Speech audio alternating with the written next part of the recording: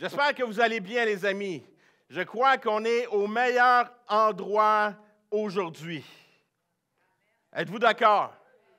On est ici, on est dans la présence de Dieu et on va avoir un super de bon temps dans sa présence. On a tous une petite voix à l'intérieur qui veut toujours un petit peu plus. Tu vas magasiner pour une nouvelle paire de pantalons, puis tu reviens avec une nouvelle garde-robe. Tu vas à l'épicerie avec un sac. Tu sais, tu sors de l'auto, puis tu t'emmènes juste un sac parce que tu te dis, il ne faut pas que ça dépasse un sac. Mais tu ressors, puis tu as le sac rempli, puis tu as le restant dans le panier que tu vas transférer dans les sacs que tu n'as pas voulu amener. Il y a toujours cette voix aussi à l'intérieur de nous que des fois, on veut le dernier mot. Je ne sais pas pour vous, moi, des fois, ça m'arrive. Qui veut être vu, qui veut être admiré, qui veut être applaudi. Une voix qui n'aime pas avoir tort, qui évite la vulnérabilité à tout prix. Cette voix, c'est l'ego. Et si je suis honnête, je suis toujours en égo avec mon ego. Et je pense pas être le seul. Fait que ce matin, j'aimerais ça que tu regardes ton voisin, ta voisine, tu lui dis, le message ce matin, sois tranquille, il n'est pas pour toi.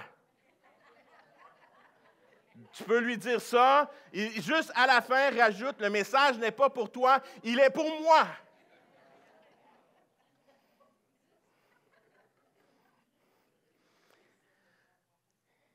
L'ego est une force invisible qui veut négocier sa place dans nos vies, même dans les moments les plus spirituels.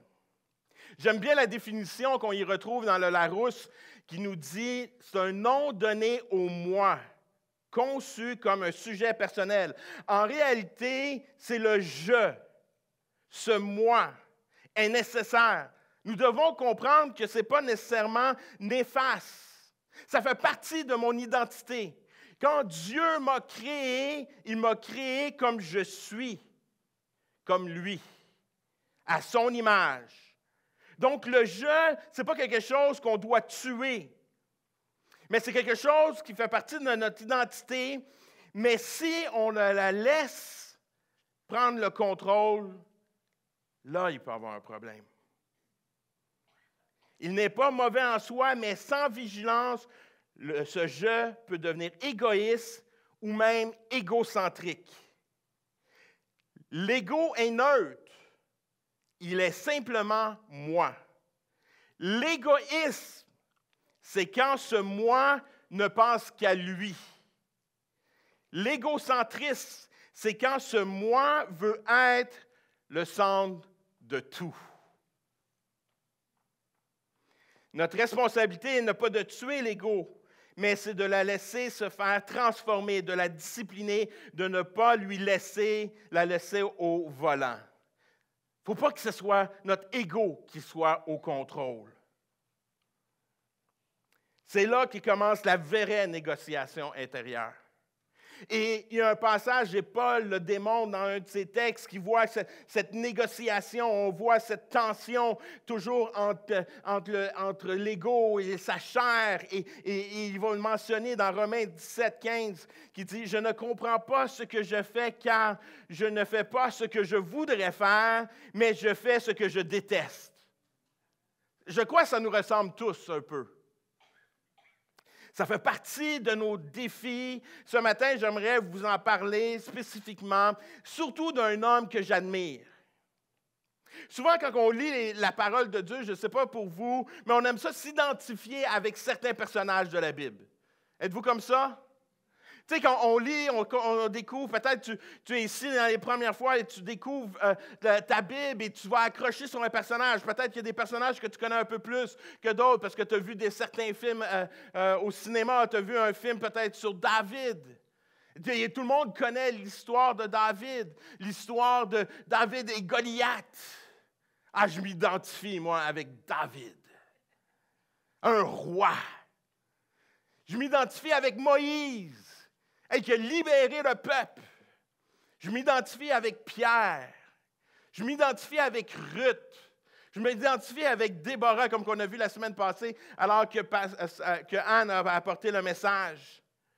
Avec Barak. Je m'identifie avec Paul, l'apôtre Pierre, l'apôtre Jean, l'apôtre de l'amour, celui qui a mis sa tête sur la poitrine de Jésus. On s'identifie tous à lui. Mais qui s'identifie à Jean-Baptiste? Ce n'est pas notre premier choix, hein? Ce n'est pas notre premier choix de s'identifier à Jean-Baptiste. Et pour ça, je crois que c'est pour ça que c'est la personne parfaite ce matin, pour nous amener à comprendre comment que Jean-Baptiste avait un ego sain. Comment que son ego était sain. Nous allons lire un texte dans quelques instants dans Jean, chapitre 1, versets 19 à 34. Et c'est un peu l'histoire de Jean-Baptiste. Et l'histoire de Jean-Baptiste, on a quelques passages. Je vous encourage aussi à la maison de lire Luc, chapitre 3. Vous allez voir où c'est un autre angle de la vie de Jean-Baptiste. Et l'histoire de Jean-Baptiste, comme vous le savez, c'est celui qui baptisait les gens dans le temps de Jésus. Et Jean-Baptiste, juste de le mettre un peu dans le contexte, c'est lui qui est comme un peu qui fait la transition entre l'Ancien Testament et le Nouveau Testament dans les Écritures. C'est comme le dernier, c'est celui qui est juste avant Jésus. C'est lui qui va annoncer, c'est le précurseur. C'est comme le dernier des prophètes avant Jésus. Et c'est là qu'on arrive dans le texte, puis il y a des foules, il y a du monde qui vont le voir pour se faire baptiser. Et il y a des personnes, des pharisiens, d'autres personnes qui sont là pour aller le questionner pour savoir qui il est. Il est qui, lui? T'es qui, toi, Jean-Baptiste? Et c'est là qu'on arrive dans Jean, chapitre 1, versets 19 à 34. Voici le témoignage rendu par Jean lorsque les autorités juives de Jérusalem envoyèrent des prêtres et des Lévites pour lui demander « Qui es-tu » Il ne refusa pas de répondre, mais il affirma très clairement devant tous « Je ne suis pas le Messie. » Ils lui demandèrent « Qui es-tu donc? Es-tu Élie? » « Non, répondit Jean, je ne le suis pas. Es-tu le prophète? Dirent-ils. Non, répondirent. Ils lui dirent alors, qui es-tu donc? Nous devons donner une réponse à ceux qui nous ont envoyés. Que dis-tu à ton sujet? Jean répondit, je suis celui qui crie dans le désert. Préparez un chemin bien droit pour le Seigneur. C'est ce qu'a dit le prophète Isaïe parmi les messagers envoyés à Jean. Il y avait des pharisiens, ils lui demandèrent encore, « Si tu n'es pas le Messie, ni Élie, ni le prophète, pourquoi donc baptises-tu? » Jean leur répondit, « Moi, je vous baptise avec de l'eau, mais il y a au milieu de vous quelqu'un que vous ne connaissez pas. Il vient après moi, mais je ne suis pas même digne de délier la courroie de ses sandales. » Tout cela se passait à Béthanie, de l'autre côté de la rivière, le Jourdain, là où Jean baptisait. Le lendemain, Jean vit Jésus venir à lui et il dit, « Voici l'agneau de Dieu qui enlève le péché du monde. C'est de lui que j'ai parlé quand j'ai dit, « Un homme vient après moi. » Mais il est plus important que moi, car il existait déjà avant moi.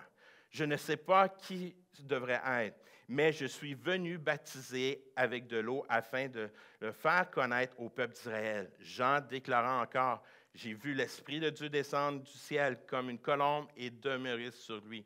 Je ne savais pas encore qui il était, mais Dieu qui m'a envoyé baptiser avec de l'eau m'a dit, « Tu verras l'Esprit descendre et demeurer sur un homme. C'est lui qui va baptiser avec le Saint-Esprit. » J'ai vu cela, dit Jean, et j'atteste donc que cet homme est le Fils de Dieu. Amen. Quel homme! Quel homme Jean-Baptiste! Jean-Baptiste nous offre un exemple puissant, un homme en paix avec son identité, libre de toute illusion, capable de laisser sa place pour mieux laisser Jésus resplendir. Aujourd'hui, je veux te montrer à travers Jean comment gérer ton ego sans te cacher. Laisser Dieu gagner les vrais négos intérieurs. Trouver la paix en laissant croire ce qui est plus grand que toi. Pour commencer, il y a une chose essentielle que Jean-Baptiste savait très bien et que nous avons souvent du mal à admettre. Il savait clairement qui il n'était pas. Il savait qui il n'était pas. Jean-Baptiste se fait poser la question, comme nous avons vu, « Qui es-tu? Es-tu un prophète?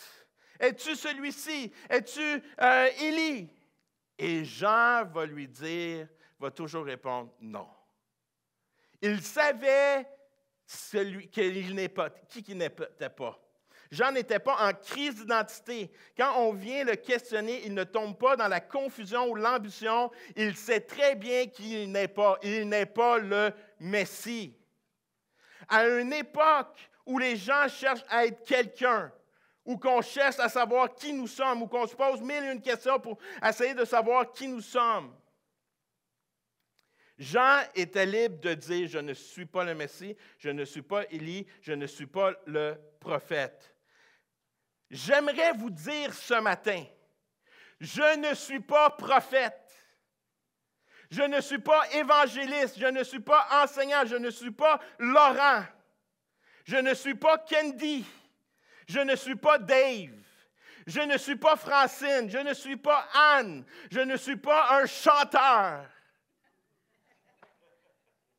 Je ne suis pas Manuel, je ne suis pas un grand intellectuel.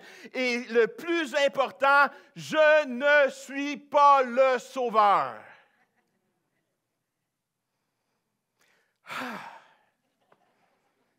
Ça fait du bien.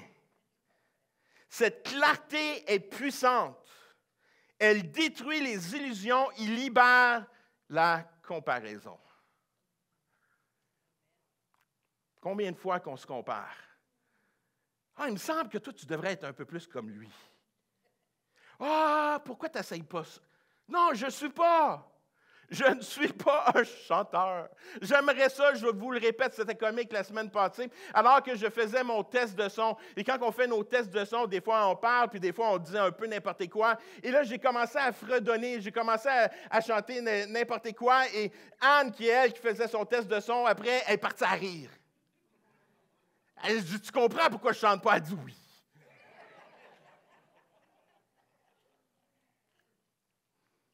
Je le sais, puis ça fait du bien. Ça fait du bien parce que maintenant, personne ne va dire « Éric fait la louange ». C'est libérateur. Si vous savez chanter, allez voir l'équipe, allez voir Candy. Ça va leur faire du bien d'avoir du monde qui vienne. Mais ce n'est pas moi. Il y a des choses que je ne suis pas. Et il y a une paix de savoir ce que je ne suis pas. Il y a une paix pour vous de savoir que vous n'êtes pas telle personne. Ça fait du bien. Mais Jean ne s'arrêtait pas simplement à ce qu'il n'était pas. Il avait aussi une grande, profonde clarté sur qui il était, sans que cela ne gonfle son ego. On l'a vu dans la lecture. Jean répondit, « Je suis celui qui crie dans le désert, préparez le chemin bien droit pour le Seigneur. » C'est important de savoir qu'est-ce que je ne suis pas, mais c'est important ce que je suis aussi.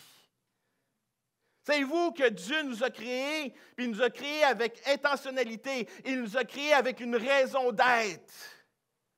Et cette raison d'être-là est importante, fait partie de mon identité. Jean-Baptiste le savait. Il connaissait son identité. Il n'a jamais réduit son identité. Il a simplement embrassé son identité. Il a marché. Jean-Baptiste se présente avant tout comme une voix et non le message. Le message, c'est Jésus. La bonne nouvelle, c'est Jésus. Lui, c'est une voix. Il prépare les cœurs. Voyez-vous, Jean n'attire pas sa sécurité, pas dans les admirations ou dans le succès de son ministère, mais simplement d'accomplir la promesse que Dieu lui a donnée, de préparer le chemin de Dieu, préparer le chemin du Seigneur. C'est là-dedans qu'il se retrouve. C'est là-dedans qu'il retrouve son identité. Mon rôle, mon identité, je suis là pour annoncer le message, annoncer la venue de celui qui est le message, qui est Jésus. Il faut faire une distinction entre notre identité et notre rôle. Mon identité en Jésus-Christ, je suis un enfant bien-aimé. Savez-vous ça? Vous n'êtes pas orphelin.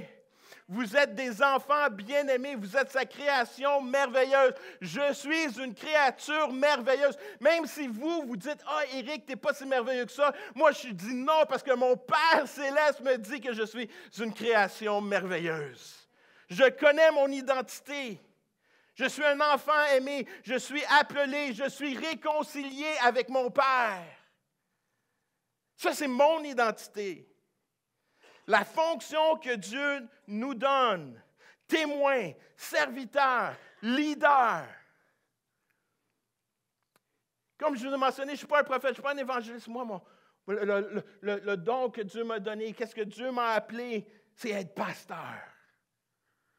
Je me souviendrai toujours un jour, parce que vous devez comprendre, si vous êtes nouveau dans la foi, peut-être ça va vous sonner un peu bizarre, qu'est-ce que je vais mentionner, mais à l'intérieur du mouvement, à l'intérieur des églises, il y a tout ce phénomène où on va mettre un emphase sur le prophète, on va mettre l'emphase sur l'évangéliste, on va mettre l'emphase. Puis là, on était dans un temps de prière et tout ça, puis il y a une personne qui avait une parole, puis qui est arrivée, puis il dit, ah, « Toi, Éric, je ressens que tu es pasteur. » Je dis, « Je le sais. »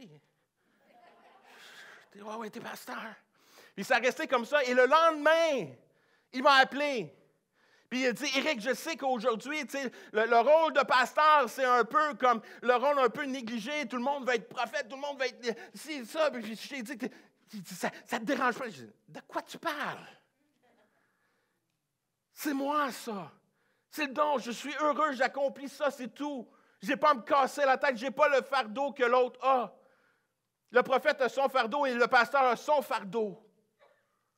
Et ça, c'est important. On n'a pas à se comparer.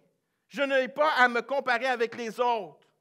Je remercie que Dieu m'a donné un rôle, une fonction à l'intérieur du corps de Christ et c'est tout. Et j'essaie de le faire du mieux possible en me laissant guider par Dieu. C'est tout. Puis ça me libère de savoir que je suis pasteur. C'est tout. Puis même ça, à l'intérieur de mon équipe, j'ai dit, j'ai de la misère même avec ce titre-là. J'aime pas ça. Je le reconnais, j'accepte la responsabilité qui vient avec. Mais dans ma tête, pour moi, un berger, le seul berger, c'est Jésus. Je ne voudrais jamais, j'aime pas le terme parce que pour moi, berger, c'est Jésus, c'est égal. N'est pas à Éric, venez à Jésus. Jésus a une réponse, Éric n'a pas de réponse. La seule chose que Éric peut faire, c'est de vous guider vers la réponse qui est Jésus.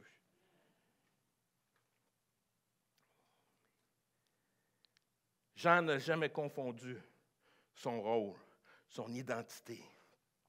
Et ça lui a permis de marcher avec cette liberté de servir sans avoir une soif de reconnaissance. Il ne cherchait pas la reconnaissance, Jean-Baptiste. Il cherchait simplement vouloir accomplir son rôle, sa mission que Dieu lui a donnée, son appel.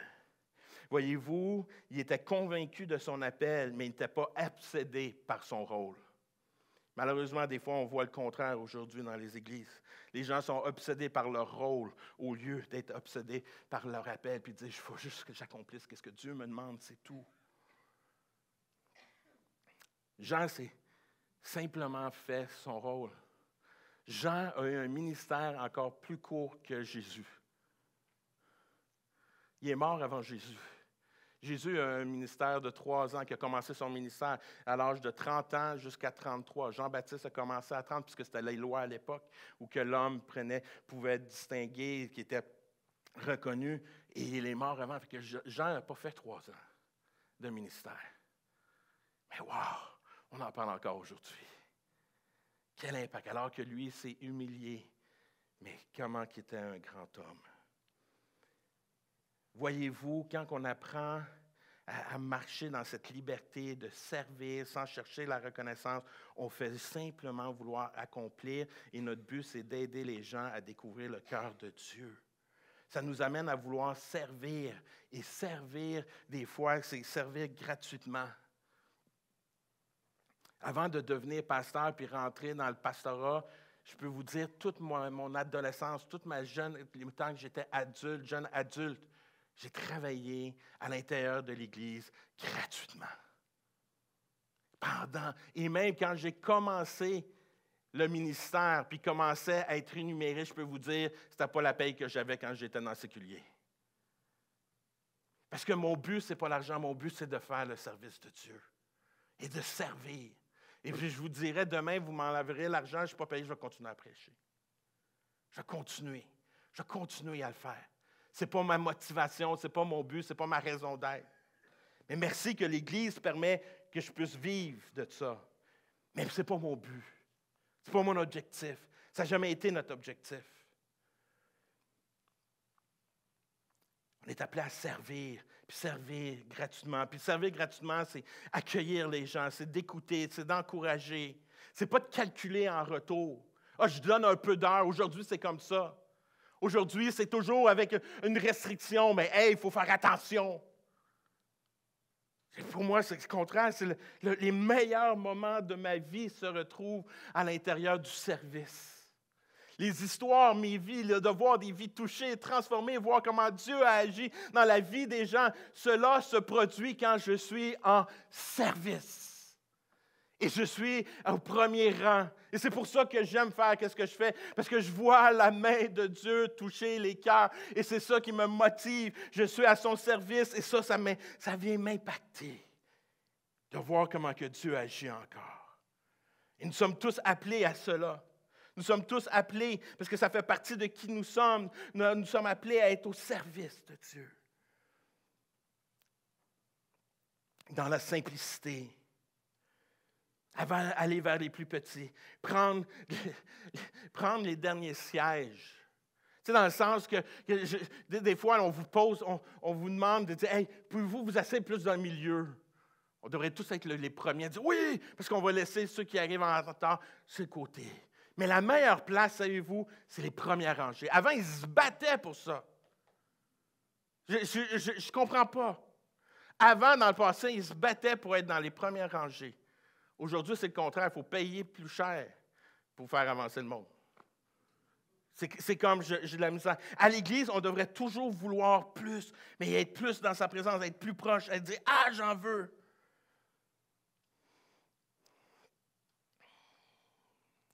Voyez-vous, cette simplicité de toujours vouloir servir, s'offrir à Dieu, nous emmène à avoir une posture intérieure et ça nous donne une audace pour aller vers l'extérieur. Quand notre cœur est fixé sur Dieu, qu'est-ce que ça produit en nous? Ça nous amène à avoir une audace. Ça nous amène à nous sortir de notre zone de confort. Ça nous amène à faire des actions qu'on n'aurait jamais pensé que j'aurais fait. Il y a des choses que jamais j'aurais pensé d'accomplir. Jamais, quand j'étais ado, quand je ressentais l'appel de Dieu, puis je demandais à Dieu, Seigneur, où que tu veux, puis je sentais que Dieu m'appelait au pastorat, jamais dans ma tête que j'aurais pensé sortir du pays à apporter. Pour moi, c'était simplement que je vais prêcher, je vais apporter le message ici au Québec. Mais alors que j'ai été demandé pour prêcher, aller à l'extérieur, que j'ai pu prêcher en Haïti, j'ai pu prêcher à Cuba, j'ai pu sortir et apporter. C'est comme jamais j'aurais pensé à ça. Jamais. Dieu a un chemin particulier à nous amener à des endroits qui nous guident. Mais ça nous donne l'audace, le courage, parce que par mes propres forces, jamais. On vous le dit. Dieu, quand la Bible dit, Dieu va prendre les petits de ce monde pour surprendre les grands, c'est moi. Je lève mes deux mains. Il y a des personnes ici beaucoup plus compétentes que moi. Beaucoup plus compétentes que moi. Je veux juste servir. Je veux juste faire ce qu'il me demande.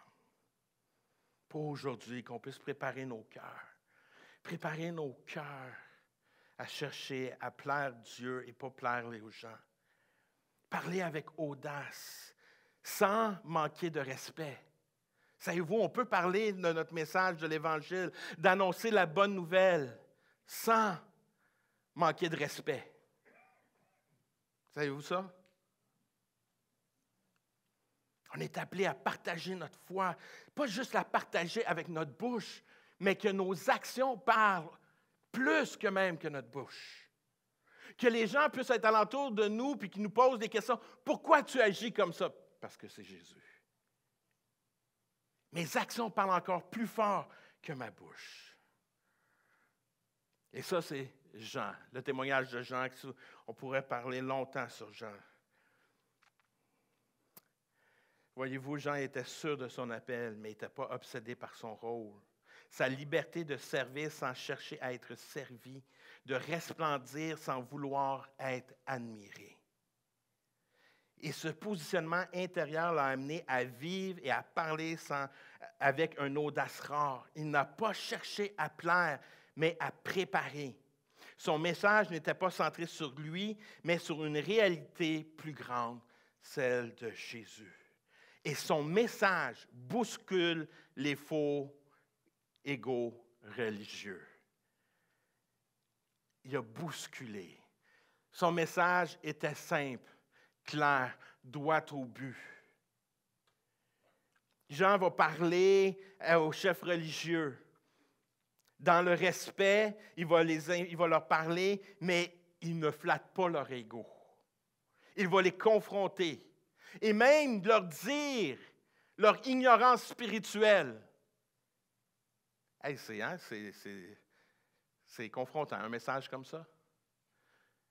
Dans le texte qu'on nous allons lire, peut-être vous ne l'avez pas réalisé, mais il va mentionner, il dit, « Hey, celui qui est avec nous, celui que vous attendez, il est déjà ici, mais vous êtes trop aveugles pour le voir.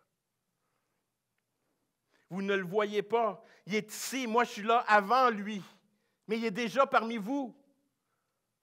Eux sont là, puis ils sont à la recherche, mais il est déjà là, mais vous ne le voyez pas. » C'est incroyable comment le message de Jean, qui était rempli d'amour parce qu'il confrontait. Des fois, la confrontation, on a peur, puisqu'on dit « ça va choquer », mais la raison de la confrontation, c'est d'amener et d'annoncer la bonne nouvelle, d'annoncer cette grâce de Dieu. Mais comment tu peux expérimenter la grâce de Dieu si tu ne comprends pas ton problème?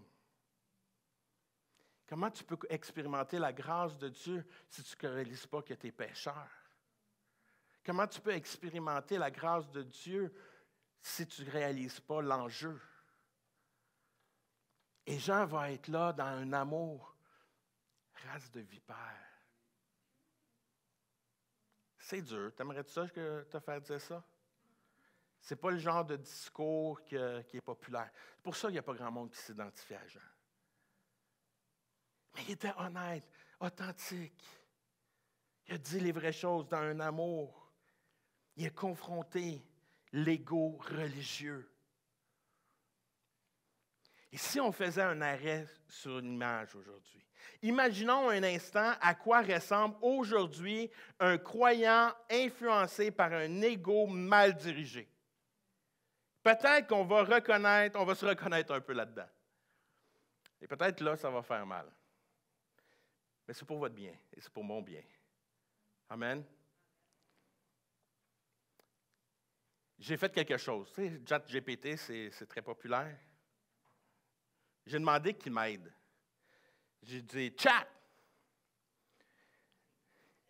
pourrais-tu me dresser le portrait d'un chrétien égocentrique en 2025? » Selon ChatGPT.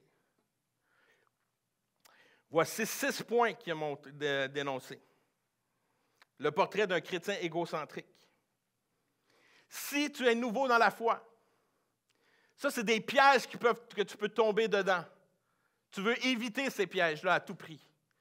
Mais certains d'entre nous, des fois même moi, on tombe là-dedans. On tombe dans ces pièges-là. Puis c'est pour ça qu'on est obligé d'arriver et de dire « Seigneur, pardonne-moi. » Parce que tout d'un coup, je suis devenu égoïste, égocentrique. Je pense à moi plus que de penser aux autres. Voici qu'est-ce qu'il a mentionné. foi sans le portrait du chrétien égocentrique.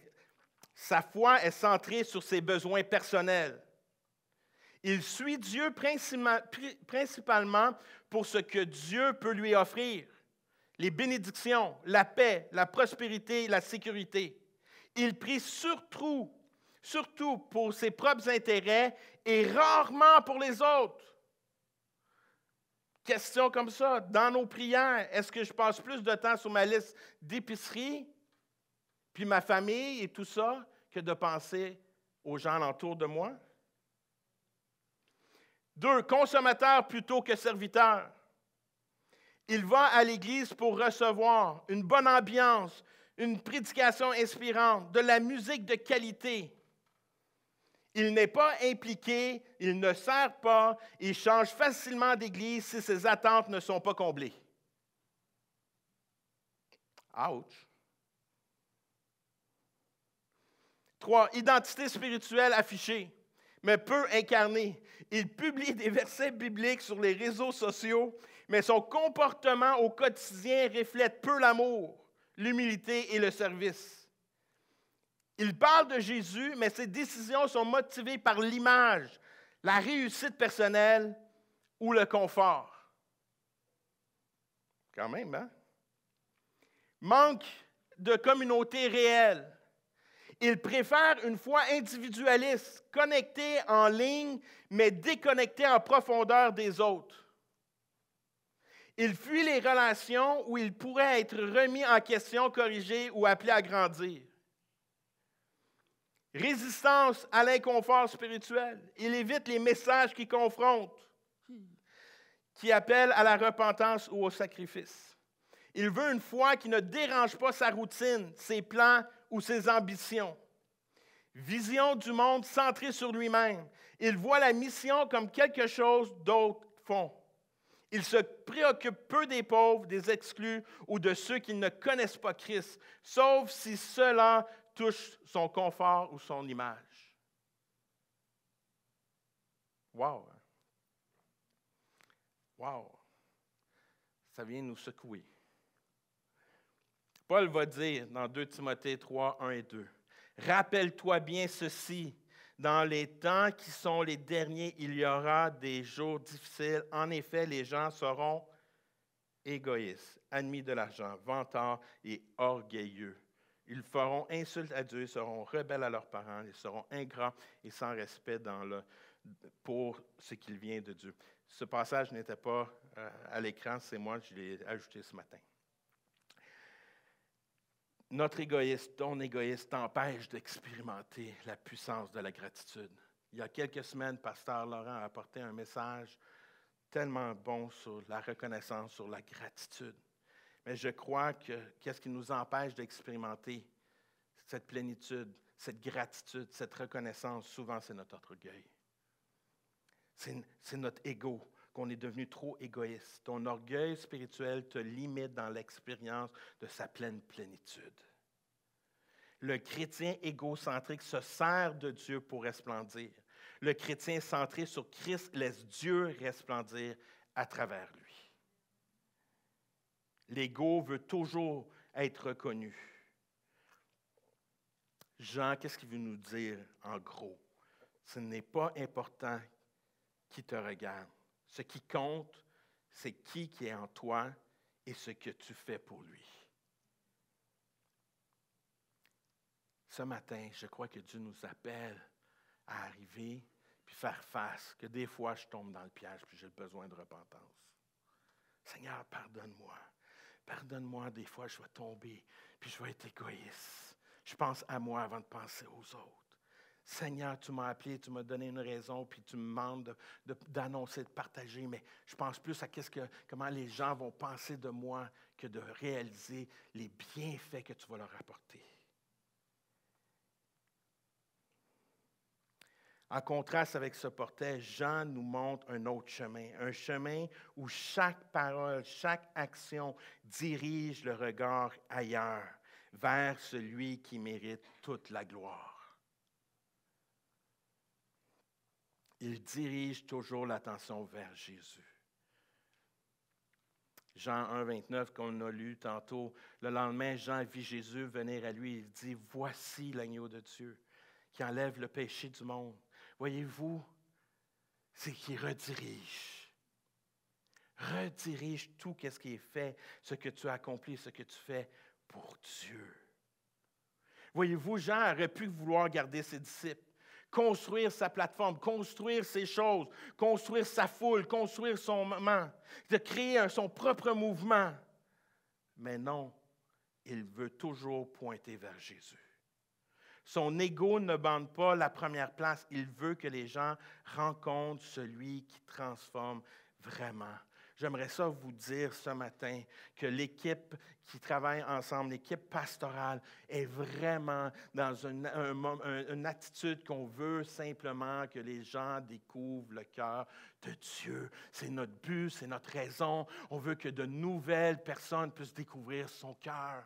On est tourné, c'est notre vision, on veut cela. On veut rediriger vers Dieu parce qu'on sait qu'en Dieu, c'est là qu'ils vont trouver les solutions.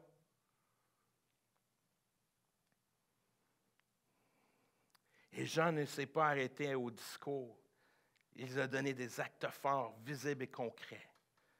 Un geste radical qui disait « Je ne suis pas le centre, mais je me soumets à plus grand que moi. » Et c'est le baptême d'eau. Et là, l'importance, le baptême, c'est un acte d'humilité, pas de performance. Le baptême d'eau, c'est un moment où que tu t'identifies, que tu réalises qui est Jésus et que tu décides simplement de dire « Oui, Jésus, je reconnais que je suis pécheur, je reconnais que j'ai fait des pas, je reconnais que je suis égoïste, je reconnais que des fois je suis trop égocentrique, je te demande pardon, je veux simplement te suivre toi. » Et le premier geste qui était demandé, c'est de passer dans les eaux du baptême. C'est un symbole de mourir à soi pour être relevé par lui. Que tu es une nouvelle créature, que tu es une nouvelle personne. Alors que tu passes sous les eaux, alors que tu étais une personne, quand tu ressors des eaux, tu es une nouvelle personne. Tu es cette nouvelle création. C'est ce symbole fort, c'est un symbole d'humilité, c'est un symbole où que tu t'associes aussi avec le reste des gens qui ont pris cette décision-là. Le baptême d'eau, c'est un moment fort pour chaque croyant. C'est un moment déterminant. Jésus a passé par les eaux du baptême. Jésus n'avait pas besoin de passer par les eaux du baptême, mais il a passé à travers les eaux du baptême pour nous montrer l'importance de passer à travers les eaux du baptême. Aujourd'hui, nous sommes heureux de partager, comme on l'a mentionné dans nos annonces, plusieurs personnes vont passer dans les eaux du baptême le 21 juin et on veut t'encourager, si tu ne l'as pas fait encore, de dire oui, je veux passer à travers les eaux du baptême. J'ai besoin de Jésus. J'abandonne le contrôle. C'est lui que je veux qu'il soit au volant. Je veux que ce soit lui qui soit au volant. Je m'abandonne à lui. Je reconnais que j'ai besoin de mon Sauveur, que j'ai besoin de lui, j'ai besoin de mon Seigneur. Le baptême, c'est souvent le premier vrai pas où Dieu gagne dans la négo avec ton ego. C'est la première bataille. Quand tu n'as pas passé dans les eaux de baptême, ça c'est la première bataille. Ah non, je ne suis pas sûr. Combien de fois? On se rappelle, moi, je me suis fait baptiser à l'âge que j'avais environ 18 ans. Et tu es là, oui, je le fais-tu pas, je le fais pas. Tu te poses mille et une questions dans ta voix. Cette première bataille. Et là, tu laisses Dieu gagner. Oui, je m'abandonne. Oui, je suis prête à te laisser le contrôle au complet. C'est dans cette posture profonde d'humilité qu'il va faire un choix radical. Et c'est là pour chacun d'entre nous de passer dans les eaux du baptême. Chacun d'entre nous, on est appelé à passer là. C'est un choix qui nous emmène à déverrouiller un véritable impact. Ça nous emmène à vivre encore plus. Ça nous emmène à vivre encore plus avec lui. C'est pas que ça va être plus facile. Le baptême d'eau, c'est pas un geste que tu passes à travers puis que tu dis « Ah oui, je vais passer, je suis une nouvelle créature. » Oui, nous sommes tous une nouvelle créature. Nous vivons quelque chose d'extraordinaire. Mais savez-vous quoi? Jésus, quand il a passé dans les eaux du baptême, il a passé 40 jours dans le désert.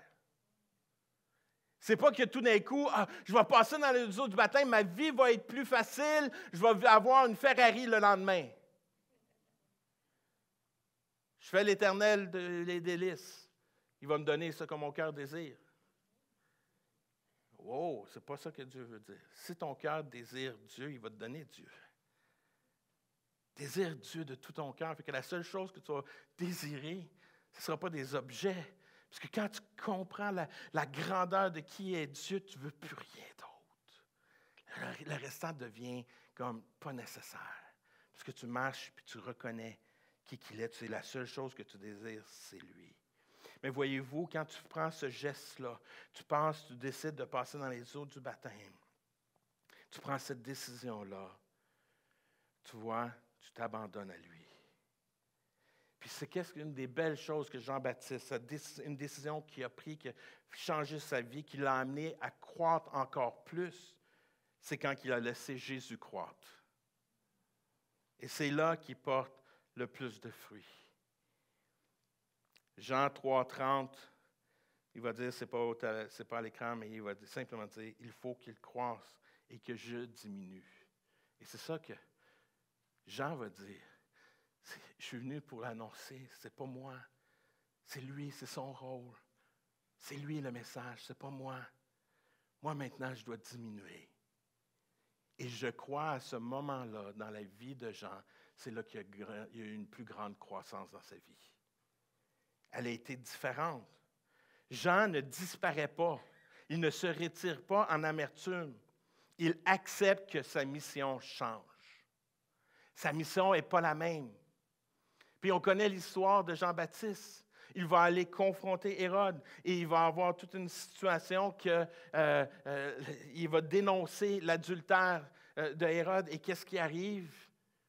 Bien, il va perdre la tête. Mais il n'a jamais été diminué. Il a continué son message, continué à proclamer l'Évangile, continué à proclamer Jésus. Quand que tu commences à laisser ton orgueil, ton égoïsme s'éteindre, puis tu commences à laisser Dieu prendre place, tu vas voir, tu vas commencer à connaître une vraie croissance. Alors que j'invite l'équipe de louange à venir prendre place ce matin, je termine dans quelques instants. Voyez-vous, Jean-Baptiste, il n'a pas arrêté sa mission, comme je mentionnais. C'est juste à le changer. Il a continué à former des disciples qui ont suivi Jésus. Il a préparé les cœurs pour que les gens puissent rencontrer Jésus. Il est devenu un modèle de maturité spirituelle. Quand tu laisses Jésus croître dans ta vie, ce n'est pas toi qui diminue, c'est lui qui t'élève différemment. C'est lui qui t'emmène à grandir d'une façon que toi, jamais tu n'aurais pensé. L'humilité ne te fait pas disparaître. Elle te met à la bonne place pour que tu puisses porter du fruit. Pour que tu puisses porter du fruit. Le vrai combat spirituel ne se passe pas toujours dans cette pensée entre le bien et le mal, visible, mais dans la négo constante avec notre négo. Un égo saint n'est pas un égo absent, c'est un égo qui cède la première place à Jésus. Il faut que ce soit lui qui croît en nous. Il faut que ce soit lui qui puisse grandir. Aujourd'hui, qu'est-ce qui grandit dans ta vie? Qu'est-ce qui grandit dans ta vie? Est-ce que c'est cette passion de vouloir suivre Jésus? Cette passion de vouloir continuer à le découvrir, de vouloir grandir, de vouloir grandir dans sa présence. Est-ce que c'est ça qui t'allume le plus aujourd'hui? Qu'est-ce qui t'excite le plus? De passer du temps dans les Écritures à découvrir qui qu'il est ou de découvrir c'est quoi la prochaine série sur Netflix? Qu'est-ce qui te passionne le plus? Qu'est-ce qui te passionne le plus? Je suis quelqu'un qui aime le hockey, je vous le dis. J'aime le Canadien. Canadiens, s'ils seraient en série encore, ils ne sont plus, mais s'ils seraient là, tu me donnes le choix du match, le Coupe Stanley, le 7e, puis ils vont gagner. C'est un rêve, hein, n'oubliez pas. Mais ils seraient là, puis vous me donnez le choix entre écouter ce match-là ou d'être dans la présence de Dieu. Lequel que vous dites, c'est pas que c'est mal, j'écoute le hockey comme je vous le dis, mais c'est juste pour qu'on puisse saisir, juste qu'on puisse comprendre, c'est juste une image que je veux vous faire comprendre. Où sont mes passions? Est-ce que je suis passionné? Est-ce que je suis passionné à réussir dans mon travail? Il n'y a rien de mal. Il n'y a rien de mal. Je crois que les hommes chrétiens, les femmes chrétiennes d'affaires doivent grandir. Et le résultat, le succès qu'ils ont, c'est pour le redonner à Dieu. Pas pour leur propre ego, mais pour la gloire de Dieu. Il n'y a rien de mal d'avoir du succès. Il n'y a rien de mal. Pourvu que la gloire revienne à Dieu, que tu réalises, si je suis là aujourd'hui, c'est à cause que c'est Dieu. Je suis dans le milieu de travail où je suis parce que Dieu m'a placé là. J'ai une œuvre, j'ai une mission, j'ai quelque chose à accomplir. J'ai des personnes qui sont là, qui ont de besoins, que Dieu m'a placé ici pour une raison. Peu importe où tu es, dans ta maison, dans ton lieu scolaire, peu importe où tu es, Dieu t'a placé là intentionnellement pour que tu puisses accomplir la mission. Chacun d'entre nous, nous avons cette mission. Chacun d'entre nous, nous avons cette destinée à rentrer dedans. Et ça, tout cela se produit alors qu'on découvre Jésus. Puis qu'on le place en première place. Puis on le laisse conduire notre ego. Et c'est là que ça fait la différence. Si tu désires en finir avec ton égoïsme, tu dois choisir à chaque jour de le clouer à la croix. Et tu finiras par voir ta croissance. Tu finiras par voir ta croissance. La journée que tu mets ton égoïsme de côté, ton égoïsme spirituel, à ce moment-là, tu vas voir, tu vas grandir spirituellement. Tu vas grandir, tu vas évoluer avec Dieu. La journée que tu décides à chaque jour, et laisse-moi te dire, par expérience, ce n'est pas une chose que tu fais une seule fois dans ta vie.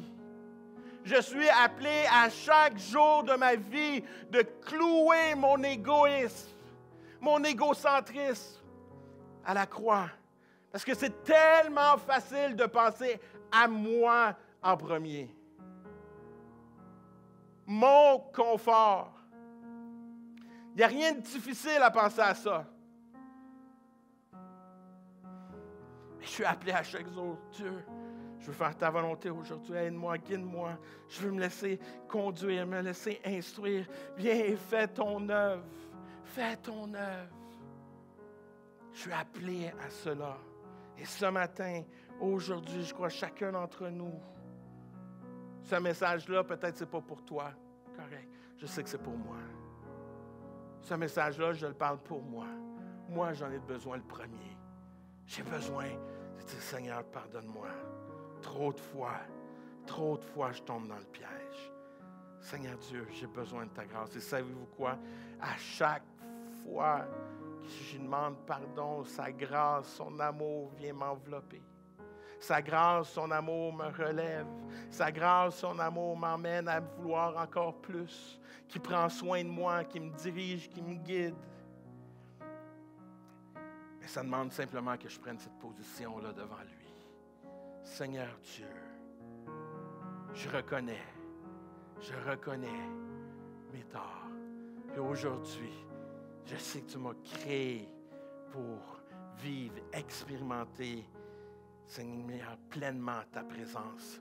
Et je veux la vivre. Guide-moi, dirige-moi, sors-moi de ma zone de confort. Emmène-moi à des endroits que je ne pensais pas que j'allais aller. Seigneur Dieu, que je puisse simplement être sensible à ton esprit. Qu'on puisse être comme ça aujourd'hui. Ma prière pour nous aujourd'hui, c'est qu'on puisse être tous dans cette unité et dire, oui, Seigneur Dieu, fais ton œuvre, enlève toute trace d'égoïsme, enlève toute trace. Puis je veux être à ton service, faire ton œuvre, peu importe où, peu importe pourquoi? Je voudrais vous dire que les premières choses que j'ai faites comme ministère, c'est de remplir un autobus alors que je allais dans une retraite. Après ça, j'ai été chez mon pasteur arracher son tapis. Après ça, j'ai lavé des toilettes. Après ça, j'ai passé à la balayeuse. Après ça, j'étais tout le temps à l'église en train de vouloir te servir. J'ai tout fait. Puis aujourd'hui, ça ne me dérange pas. J'arrive ici à 7h30 et ça me fait plaisir.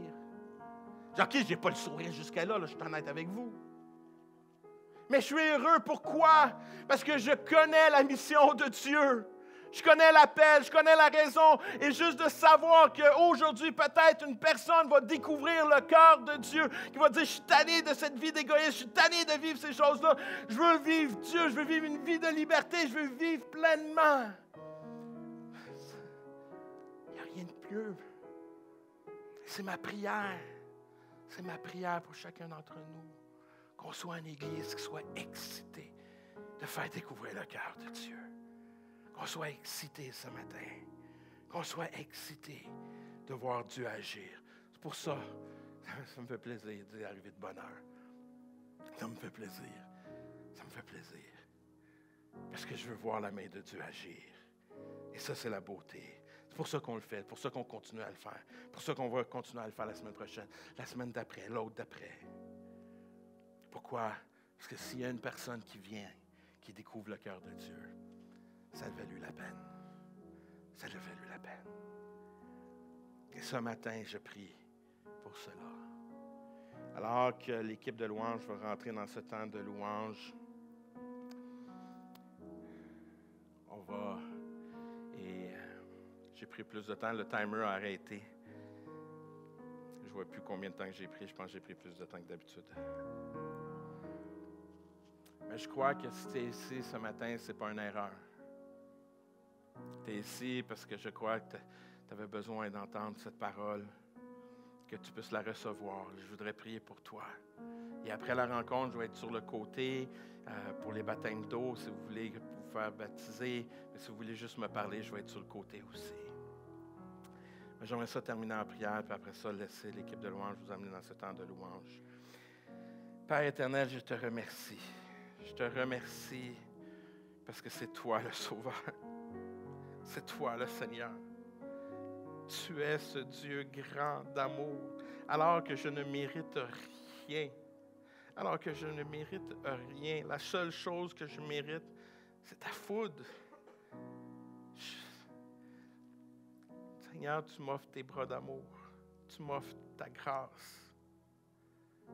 Seigneur Dieu, je te demande pardon. Pardon pour mes offenses. Père, je demande pardon pour nous, chacun d'entre nous. Parce qu'on est tous pécheurs. Et on demande pardon. On demande pardon pour notre égoïsme. Puis Seigneur, sachant que tu résistes aux orgueilleux, encore plus pardon. Je te demande ce matin que tu puisses venir faire ton œuvre, que tu puisses toucher nos cœurs, nous transformer, Seigneur, le façonner, Seigneur Dieu. Façonne-moi, continue à me façonner pour que je devienne de plus en plus à ton image. Seigneur Dieu, agis puissamment. Seigneur, tu vois les cœurs de chacun d'entre nous ce matin. Tu vois les personnes qui sont ici et qui veulent juste te découvrir plus, Seigneur, qu'ils puissent ressentir ta grâce présentement, qu'ils puissent sentir ton amour présentement, Seigneur Dieu. Que tu n'es pas là pour juger, au contraire, tu es là pour élever, Seigneur Dieu. Peut-être différemment de comment on peut penser, mais tu es là pour nous élever, Seigneur Dieu. Tu as été à la croix pour qu'on puisse être réconciliés avec le Père. Ah, Seigneur Dieu, agis puissamment ce matin en chacun d'entre nous. Prends la place qui te revient ce matin. Prends toute la place. Agis puissamment. Et je prie dans le précieux nom de Jésus.